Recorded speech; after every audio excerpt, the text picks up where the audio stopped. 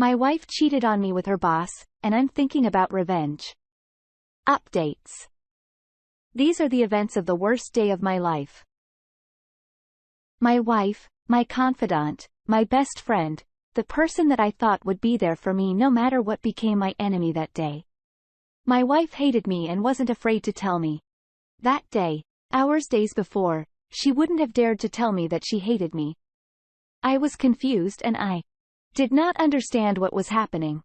On that day, I felt like a child whose parents were abusing them, and all they wanted was to be loved. To summarize things, my wife called the police on me, left the home that we picked out and purchased together, left our children, and then she went to have sex with and spend the night with another man. We had been married for 10 years and had 2 children together. At the time, I did not know that's what was transpiring. As I sat broken in the home that we built together, I began putting the pieces together. I knew what was happening. In all honesty, I had known for weeks, but I had refused to admit it to myself. The signs were all there, but I gave her the benefit of the doubt and I refused to see what was happening right in front of my face. The only issue is at that point, I didn't know with whom it was happening. I thought I was with her friend, male, from work, but it turned out to be her boss. She did an excellent job of hiding in plain sight and throwing me off of her trail. Her lies mixed with the trust that I had in her made it hard for me to pinpoint what was going on. All I knew was that my marriage was unraveling in front of me, and I was scared. I felt helpless. Little that I know, I really was helpless. That only did 2 of the worst things imaginable happen to me, but I almost threw my life away that night as well. I waited outside a replacement employment from midnight until 7 a.m. the next morning, on the person that I thought she had spent the night with. I was thinking with pure anger and pain. I was so hurt by the one person that I thought would never hurt me that nothing in life mattered to me at that point. I look back, I am so thankful for the way the events of the following morning transpired. Had any choices been made different, I could possibly be writing this from a 10 by 10 cell. The day that turned out to be the worst day of my life had been building for many months. By the time I realized what was happening, it was already too late to stop the train that was already in motion. My wife had already been with this other man sexually multiple times by this point, she had already fallen for him. She did not have a plan of how to move forward, but she was certain that she didn't want me anymore. In my heart and mind, I searched for what I had done to deserve this. Even though it has been months, I can still remember that day like it was yesterday. We got into an argument over nothing. She pushed every button I had until I grew frustrated and angry. She called the police. They arrived, and then she left and went to another man's house. I did not see her until the next morning. To add insult to injury, today I was searching for study music to download. I have to download music in advance because a lot of time, the connection in my study room is too slow to stream. Well, as I'm searching, I came across her favorites playlist. It's a reminder and a blueprint to what was going on with my wife. And how she felt. Looking at the songs and the timeline, the lyrics, hurt like a mother effer. The first liked song of the affair era on her favorites list was Love Bites by Def Leppard. From there, if you're looking at it from the perspective of a betrayed husband, it only gets worse. Martin Vide, Poison. And then we get to Love Is in the Dark. Further up the list, we get to the song by Pia Mia. Let's Do It Again, where she's talking about her one-night stand and how she wants to do it again. Then I see Just a Kiss. I imagine this song was favorited around the time that my wife had her first kiss with another man that wasn't me. It's painful to see, to be honest. I can look back and realize that this had progressed, and that was the moment when I should have started seeing things. But I didn't. I honestly should have seen things long before this point. From that point forward, my wife is no longer mine. Her thoughts, emotions, feelings, were all geared toward another man. As the playlist gets to the song Tomorrow by Chris Young, I don't know if that song was saved for me on her mind or with him on her mind, but the lyrics tonight, I'm gonna love you like there's no tomorrow, needs him to believe that she was thinking about him. As the playlist continues, I could tell that my wife's feelings and opinion of me were changing. Initially, she was awestruck with her new interest. So that's the focus of the songs. The Affair era playlist started with lust and excitement, but as time went on, it got sadder. I could see in the music what my wife was feeling. She was hating me. She was thinking that I was different now. She was over me and she was wanting things back to the way they used to be. She was done with me. The music tells the tale. The thing is, I hadn't changed.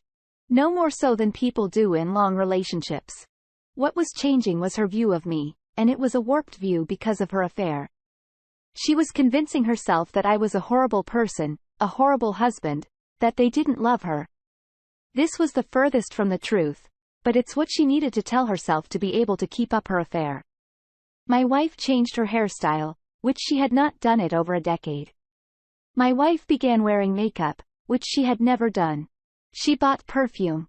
The other change, which I didn't notice, was that she began paying less attention to me. She started being angrier toward me. I was losing and eventually lost her.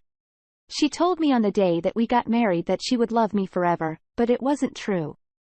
On that day, I realized that she did not love me. I don't doubt whether she once did because I believe that she once did, but on that day, it was gone. She was daydreaming about another man. She was fantasizing about him. She wanted to be with him when she was with me. When we were together, she wanted to talk to him. When she needed a shoulder to cry on or someone to talk to, she ran to him and not me. Update. Should I fake it? What's love got to do with it? So last year, I was cheated on. By my wife, who I had been married to for a decade. I discovered her infidelity close to a year ago. She had a months-long affair with her boss, which culminated with them sleeping together multiple times. Flash forward to today. I have a very good job that I love, but it requires that I travel extensively. Most of the time, it's just a week or two a month. However, a recent project has required that I'd be out of the country for a couple of months. This project is not complete, and I am a few days away from returning home. The issue is that for the first time in nearly a decade and a half that I have known my wife, I am not excited to see her. I'm actually regretting having to see her. I really don't miss her. I miss the comfort of my home, the comfort of having someone to be affectionate with, but I don't miss her. I miss our children tremendously, though. The time away from the kids we have together is agonizing. I have been playing in my head what activities I will do with them when I get home to make up from being away. So the question is, should I fake my love for her? If I fake it, will I eventually feel it for real? Before discovering her affairs, she was my world. I viewed her as if she hung the stars. She could do no wrong. Now I question everything she says. I get knots on my stomach when I give her compliments that are expected from a husband. Before I left for these few months, I did not feel this way. I was extremely hurt. I still am confused, sad, bewildered, lost. Even now, I just seem to be more mad than anything else. Mad at her for being so selfish. Mad at myself for wanting to work it out after the ultimate betrayal. How can I move forward and never be happy with her again? I desperately want to be happy. I want our marriage to work. I don't believe in divorce. When I said I do, I meant it. I want to be a good role model for my children and to show them what commitment really is. My parents married in their 20s and stayed married until the day they died. I'm also scared of the unknown, scared of losing everything that I have built over the years. I'm scared of having to restart, and then I'm pissed. I'm pissed at her for messing everything up, pissed at her for putting me in a position of having to sacrifice my moral and ethical code to be with someone. Pissed at her for putting me in a position to potentially have to start over. I don't love her right now. Should I stay and fake it until I do? Will I ever love her again? On the flip side, the distance seems to have made her grow much fonder of me. She seems to be in a better place and seems to be genuinely in love with me again. However, when she says things like, "I will love you forever," it's all I can do to not remind her that she already broke that promise once. Update. She's doing everything right, but I still want to be mad. It's been 2 years since my wayward spouse started her affair. In the immediate discovery of her affair, we both made all kinds of mistakes and caused each other more trauma than necessary. Recently, last 12 months or so, she's been doing everything right. Her attitude is different. She checks in. She calls. She plans family outings and then just couples outings. She isn't angry all the time. Her approach to disagreements is to try and see my side before she reacts. If I'm being honest with myself, she is doing everything right now anyway. I still, however, find myself mad to the point of telling myself that I hate her throughout the day. Where I used to brag to my coworkers about how awesome my wife was, now I never mentioned her to anyone. And when a thought pops into my head that's positive about her throughout the day, I can't shake that voice in my head that says, I hate that blank. I am worried that this self-talk is affecting our recovery, but I don't know how to silence it. When I drive past the place that she worked during the affair, her affair was with her boss. I can't help but get filled with rage. For a period, we were doing really well with our recovery. We were getting back on track. But recently, this anger is really affecting me. I'm mad with myself for begging her to stay with me after discovering her affair. Even typing it now makes me feel like less of a man. I am angry that I was able to be so affected by another human. I'm angry that the one person that I trusted more than anyone else on this planet betrayed me. And I'm angry that I have lost faith in humanity as a whole. I know this is the As One After Infidelity subreddit, but I desperately need help with this anger and with what I'm feeling. I want to be as one with my spouse again, but internally, I have a ton of conflict that's keeping me from getting there. I'm almost 2 years post D-Day, and I can say that I have literally thought about her affair every single day since discovery. Please help. Ask for help when you're gonna get it. Here's a message from a throwaway account. I'm a wayward spouse. So I have no moral authority here, but I was watching a comedy special of all things the other night and the comic said something to me that really resonated. She said, we learn from the part of the story that we focus on. When you think so much about your wife's affair, you keep relearning the same lesson. That she's capable of doing terrible things to you. That nothing's the same. That she hurt you so much. I know how it feels almost impossible not to think about those things, and there are so many triggers. But perhaps trying consciously to refocus her thoughts every time you start thinking about what went wrong to thinking about what she's doing right and how much she wants to be with you. And how much he's trying to grow and be a better person for you. And when you think about how gullible or humiliated you feel, think about how strong and brave and committed to love you are for trying to make this work.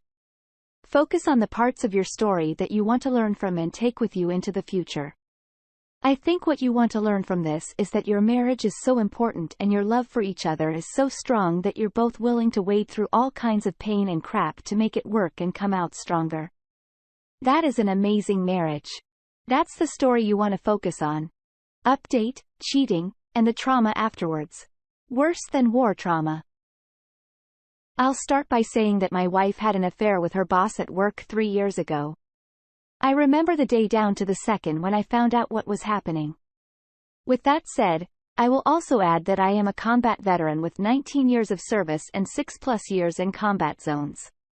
The trauma from war pales in comparison to dealing with my wife's affair. I was prepared somewhat for war. I went through it with friends. I knew that no matter how bad things got, I'd either be dead or have people there to get through the suck with me. Even once I get back, talking about my experiences to friends or therapists is no issue.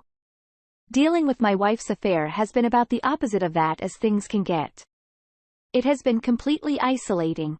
I can't talk about it with a family or friends. For one, they'd wonder why I'm still with her and how someone who is so outwardly strong and successful as I am would stick around after her affair. Next is the fact that it's completely emasculating. The entire experience made me feel lower than whaled at the bottom of the ocean. Next is that I'm just sad all the time now. The person who was my rock for so long, the person that I trusted with my deepest, darkest secrets, the person that was the stability that I needed to be successful, and, honestly, to stay alive in combat deceive me. Not just deceive me, but betrayed my trust in the worst possible way imaginable. In the past when I was at my lowest points in life, my confidant was my wife. Now, she is the person that has caused me to be at my lowest point, and she is the person I want to talk to. But I can't because she is the one that caused this to begin with. I know I'm just ranting now, but I'd spend the rest of my life in combat to not have to deal with the torture of my wife cheating. I can unequivocally say that this is the worst thing that has ever happened to me in my life. I know I should just get over it and move on, but I don't know how. I'm not a crier, but I lay awake at nights with tears rolling down my face and there's no one I can tell, no one I can talk to. It's honestly a miserable experience. Update. Not our revenge affair, but an affair to understand. Long story short, and been 4 years almost to the day since D-Day. I travel pretty regularly for work, and I'm on a work trip to an exotic destination about 4,000 miles away from home. I'm a pretty fit guy, and since I've gotten myself esteem back, I've been decently outgoing on social settings. This has all resulted in a ton of female attention. I'm a married man, so normally I just take it and try to keep moving. However, recently, all I've been thinking about is how I should do it too. I seem to keep running into women that want NSA fun. It doesn't help that I've been living in a hotel in an exotic vacation locale. I want to know what it feels like too. I don't just want to even a score. I want to know what she got out of it. I want the feeling of excitement, lust, etc. too. The other problem is I don't just want to let my guard down and have an affair. I want to tell my wayward spouse about it. I know at that point, I will become the wayward spouse as well. I know it's wrong, but my wayward spouse already disagreed our vows. She already broke our agreement. So why shouldn't I be able to do the same? I only get one life and the fairy tale is now over. I will never be able to have one marriage where both partners are faithful until the day they die. At this point, I'm just robbing myself of happiness, and I ask myself for what? Let's see what other comments we got on this story. Badger Brush 20 says, just read your previous posts. You want to stay together for what? You are torturing yourself. You are saying together for the kids and your vows. You never broke the vows. She did. What example are you setting for the kids? How to be miserable and unhappy and sucking it up for what? If your child came to you with your story, what advice would you give them? You say your wife is doing the right steps. Does she know how you feel? Someone wrote once in a post that when he asked his wife for a divorce and with a similar story to yours, she didn't want to sign and wanted to work on things. He told her that imagine your wife chops off your leg. The doctors reattached a leg, and the wife is sorry, and for years with therapy, etc. You learn to walk again. Great. Fine. But every time you take a step with a leg, they can never be a 100% healed. There's a little limp or pain. Every time they take a step, he is reminded of what she did. She did love him enough to ask for the pen. This is you. You are beating yourself up and feeling guilty for not being happy and miserable to not move on after infidelity. Sorry. There is people out there who won't cheat and love you, and you will wonder why you didn't leave sooner. Our closing thought comes from Claustrophobic. It is a revenge affair, not a revenge on her, but to yourself. You want revenge on the old sap you used to be who believed you fell in love with someone that wouldn't betray you. That guy was pathetic, low self-esteem and weak, but this new you that gets all the attention feels good about himself and actually has the opportunity to play the same game she did. You can also experience the rush and thrill of cheating that she did. The new you may be a lot better than the old you, but he wants repentance. It doesn't sound like you want to cheat for the thrill or the lust, but if exclusively for the hurt. You want her to hurt the way the old you hurt, but at what point does it stop? Because if you do this and don't divorce her, you're dragging each other through hell, and if she divorces you, she hits a lot harder since it's your infidelity that will be the cause. Doubt anyone listens to what happened 4 years ago, since you took her back. You're a good guy. Divorce is okay. It doesn't lessen your value. It doesn't hurt the kids. You don't have to drag everyone through hell to get to heaven.